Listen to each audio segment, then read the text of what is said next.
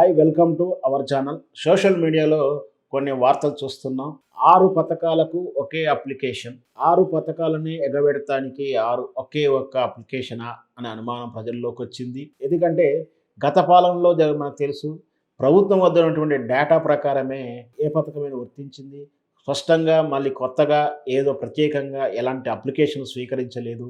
తన వద్ద ఉన్నటువంటి ప్రభుత్వం వద్ద ఉన్నటువంటి డేటా ఆధారంగానే లబ్ధిదారులకు డైరెక్టు వాళ్ళ బ్యాంక్ అకౌంట్‌లోకే రైతు బంధు గాని, ఇతరత్ర పథకాల నగదు కానీ, బెనిఫిషరీస్ విధానం కానీ ప్రజలకు వద్దకు డైరెక్ట్ వచ్చింది. కానీ ఇప్పుడు అధికారంలోకి వచ్చినటువంటి కాంగ్రెస్ ప్రభుత్వం 6 గ్యారెంటీలు 100 రోజుల్లో పూర్తి చేస్తామంటూ మళ్ళీ దానికి అందరూ కూడా స్పెషల్‌గా అప్లికేషన్ చేసుకోవాలి. దానికొక డ్రైవ్ నిర్వహిస్తున్నాము. అది 6 రోజుల ప్రజాపాలన అని చెప్పేసి గ్రామాలలోనే క్యాంపులుగా పెట్టి స్పెషల్‌గా అప్లికేషన్ చేయాలని చెప్పి చెప్తున్నారు. ఇక్కడే అసలు మర్మం ఉంది.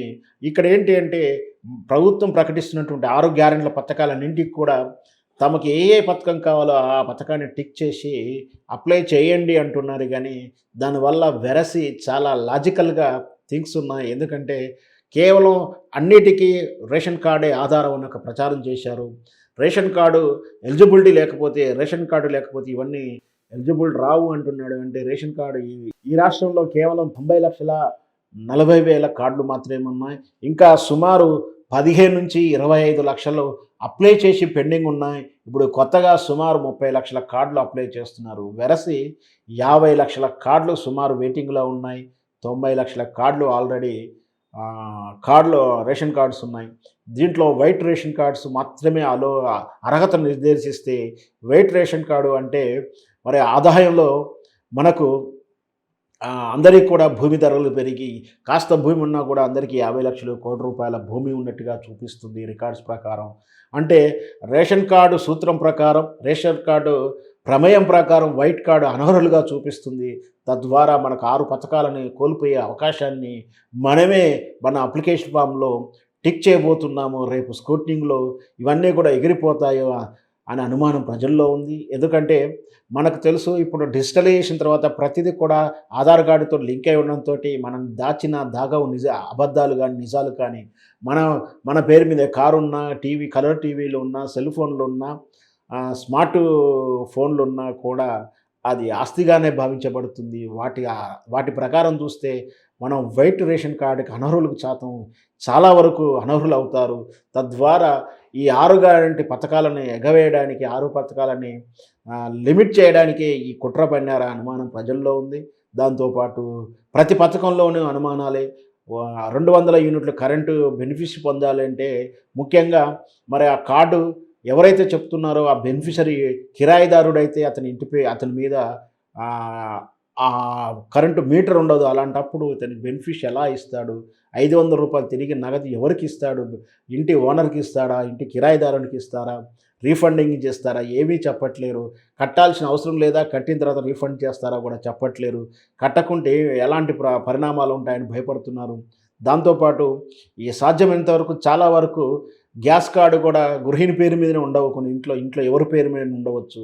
కొన్ని సందర్భంలో తండ్రి అంటే ఉమ్మడి కుటుంబంలో ఒకరి పేరు మీదనే ఉంటుంది. తర్వాత ఇద్దరు కుటుంబాలు విడిపోయిన తర్వాత కూడా అదే కార్డు మెయింటైన్ చేస్తున్నప్పుడు మరి భర్త పేరు మీదనో ఇంకొకరి పేరు మీద ఉన్నప్పుడు మరి గృహిణికి ఇచ్చేటువంటి ఈ 500కి ఎవరికి ఇస్తాడు? రీఫండింగ్ ఇస్తాడా? ఎందుకంటే సబ్సిడీ ఎప్పుడు కూడా గ్యాస్‌ది బ్యాంకు ఖాతాలోనే పడుతుంది. అట్లాంటప్పుడు ఎవరి ఖాతాలో వేస్తారు? ఎవరికి ఇస్తాడు? ఎవరు అప్లై చేసుకోవాలి ఆ పథకం కింద? అంటే గృహలక్ష్మికి ఒకరు అప్లై చేసుకోవాలి. అంటే మనకు మహాలక్ష్మి పథకం కింద రూ. 500 సిలిండర్ వస్తుంది. మరి రూ. 500 పథకము భర్త పేరు మీదంటే భర్త అప్లై చేసుకోవాలా? భార్య అప్లై చేసుకోవాలి? పేరేంటి మహాలక్ష్మి అన్నప్పుడు స్త్రీలకే వర్తిస్తుంది కదా! మరి పురుషుని పేరు మీద పేరుంటే ఎట్లా పరిస్థితి?